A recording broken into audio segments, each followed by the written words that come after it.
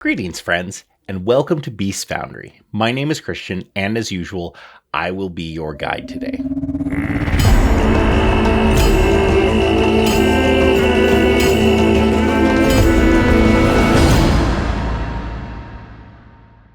Now, today, we are going to be talking a little bit about min-maxing, or munchkinism, or all of those other words people use to describe those filthy non-role players that seek every little tiny advantage that they can give their character to make them just the tiniest bit better in combat. And I am happy to tell you that in Pathfinder 2nd Edition, that is really difficult to do. And by that I mean there are certainly things you can do to help give you more advantages or give you additional options, but they truly don't really increase your power level a ton.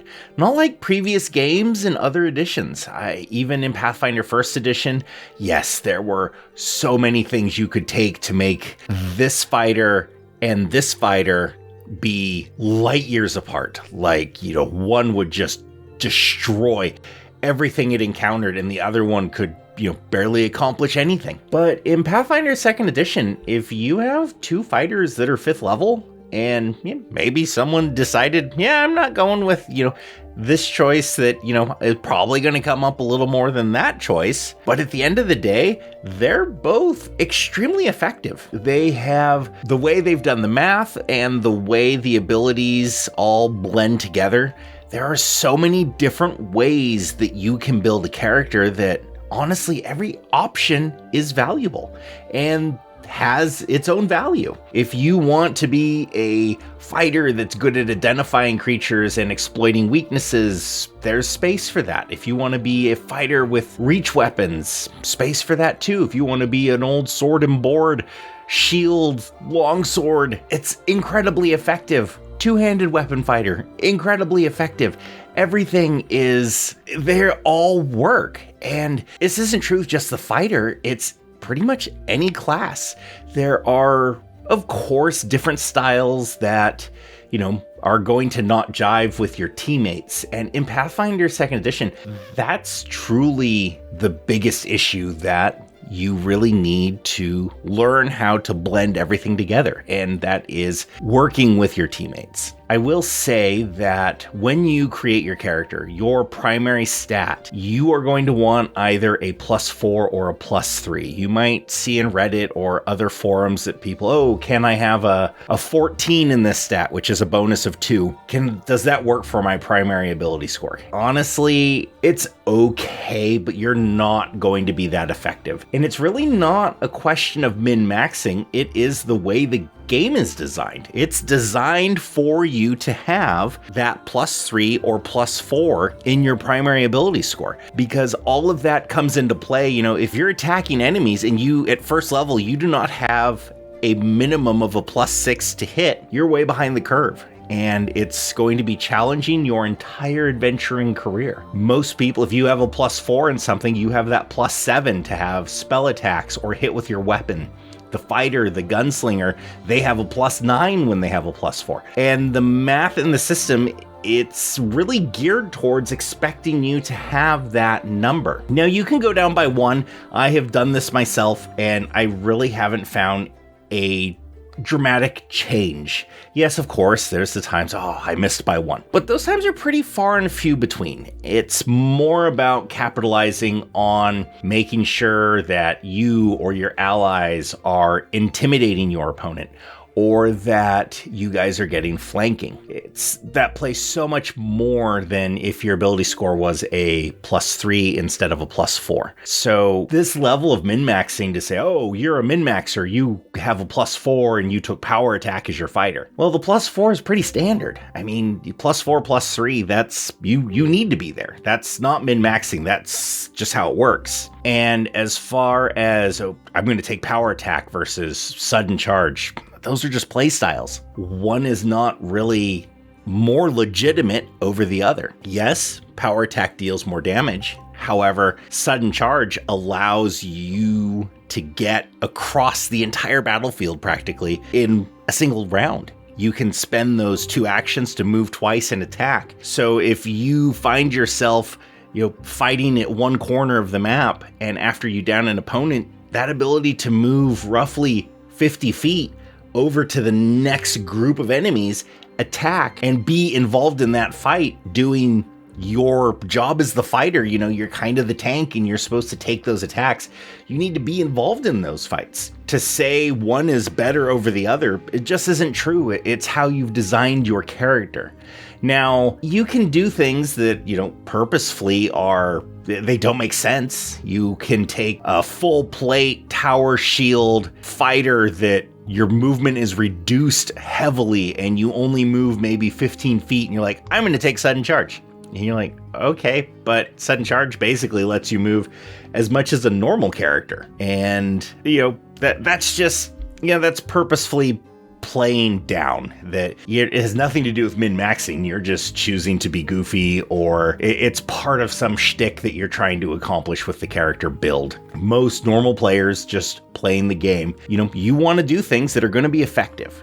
And stressing about, what do people know about this one? Is this one effective? Or should I take this other one because I want to help my team? I can tell you that you don't need to worry about that stuff so much. If you want a rogue, that is good at identifying magic items and you have a really high arcane skill, that's valuable. It saves people time. It allows you to be a more flavorful character that you might, look at this cool thing I found. And you're like, I don't want the wizard to identify it. He's going to want some of it. And you're like, all right, I'm going to roll. What did I get? What is this thing?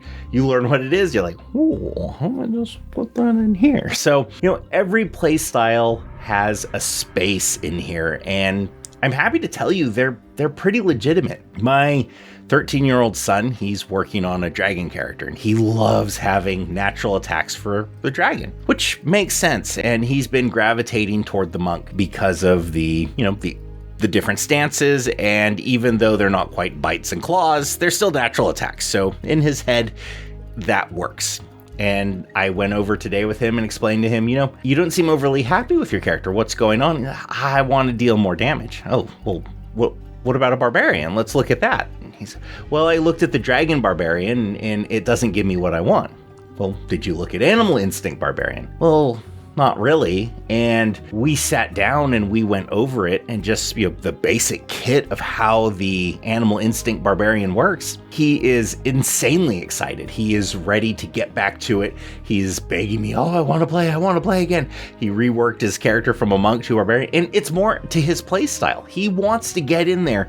He wants to just trash things. He wants to deal massive damage, but he wasn't building his character to do that. And it's not min-maxing. It's simply picking a class based on style, but not understanding that its style doesn't actually work with what you want to do with the character. So things like that are far more important than worrying about, should I take feat A or feat B? I just want to take a little time out from the holidays and such and go over some of these options and let you guys know, make a character you're going to like. Make a character you're going to have fun with. That above everything else is actually going to be far more impactful at the game, because if you have a character that you love and you're having fun with, you're just going to sit there and research things that you can do that fit for your character, but you can also work into the combat.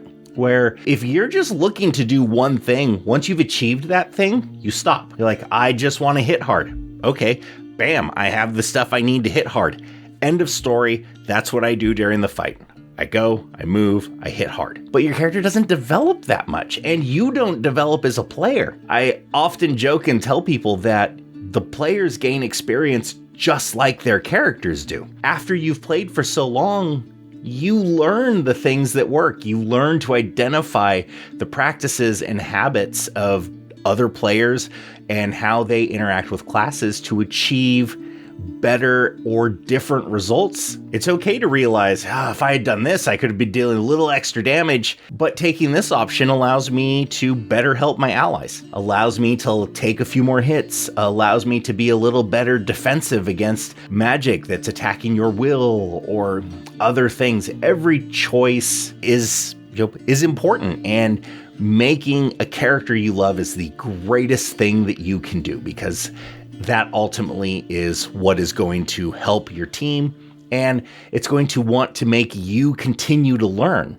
When you're doing stuff you love, you want to know everything about it. You never want to stop learning. You want to just get more and more knowledge. But when you're doing something that you're about, you don't really care about learning that much more about it. Once you found something that's effective, you stick with it, and there you go. Which, it's okay if you are more of the social aspect of the game, you love hanging out with your friends and the game's so-so, but you like hanging out. That's totally fine. There's nothing wrong with that. And you might hear people say, oh, you need to be doing that. You need to be doing that. If you're having fun, you're not doing anything wrong. That said, if you guys enjoy the combat tactics and enjoy, that aspect of the game, being more effective will allow you to have more fun. So, never stop learning, and just keep looking for ways that you can improve, ways you can interact with your allies. And maybe you even see things that you can point out to them, like, hey, I found this thing. I think this would be great for your character. And it would really help me work together, and we can synergize, and we can get a lot more advantage out of this. So I just wanted to cover some of these little tidbits with you guys. So if you like this, please give me a like, subscribe, all the typical stuff. And until next time, game well, my friends.